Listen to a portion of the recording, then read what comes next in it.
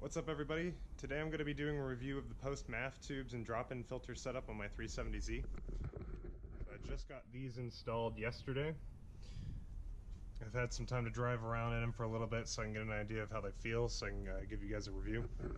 For anybody who's new to the Z community, there's usually two aftermarket intake setups that people will do if you're not looking to boost your car.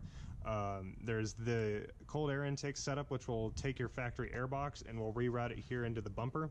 It's supposed to draw colder air from behind the bumper instead of from inside the engine bay where some of the air here can get heated up. And then there's the post MAF tube and drop-in setup, which I've just done here. With this setup, essentially what you're doing is you're taking your stock rubber hoses and you're replacing it with these silicone hoses. That's supposed to allow for smoother airflow, as we can see here.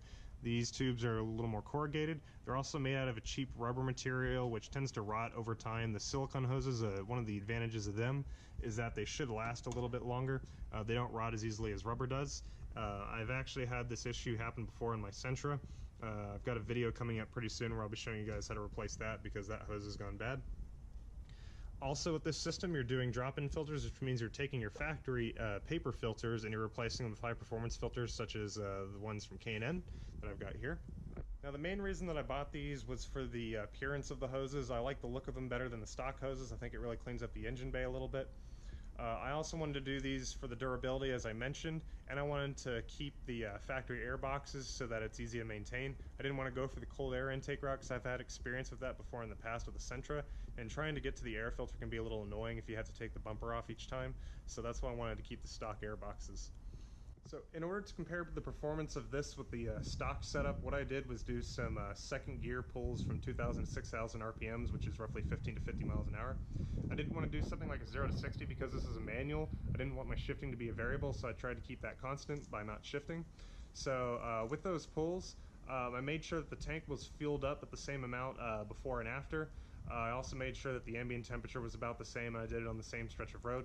So with the stock system, before installing this, I did a time of 3.82 seconds, and now I'm going to show you guys a few clips of my runs after installing the system.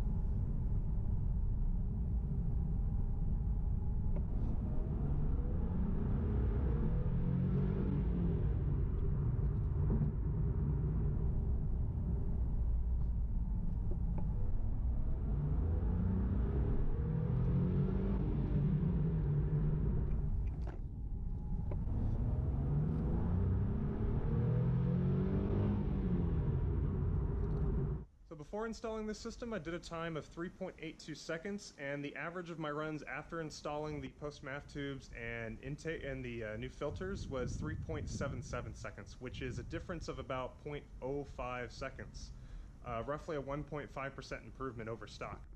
Now if we were to translate that improvement to horsepower, a 1.5% increase would be about roughly 3 to 4 horsepower. Now before you guys get too excited, I do have to say that with the testing method that I used, it may not be as accurate as actually dynoing it. In fact, I know it isn't. With the way that I did this, there are still some other variables as far as how quickly I can depress the pedal.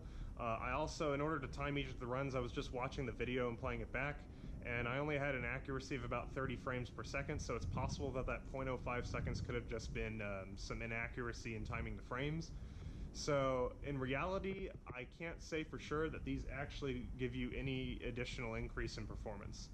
So if you're looking to buy the system, don't do it for the performance. You should do it because you want to change the look of the vehicle up, because you want to maintain your factory air boxes, but don't do it purely for performance because there's really not much that you can gain from these. Well, that's it everybody. That's my review of the post MAF tube and drop-in filter setup on the 370Z. If you found this video helpful, make sure to give it the thumbs up. Maybe even hit the subscribe button down below because I've got some more videos coming up, including a Fast Intentions exhaust install, and I'll be doing another performance comparison with that, as well as test pipes. They should actually be shipping out today, I believe. I think I saw Fast Intention was getting ready to send it out. Anyways, guys, thank you for watching, and I'll see y'all next video.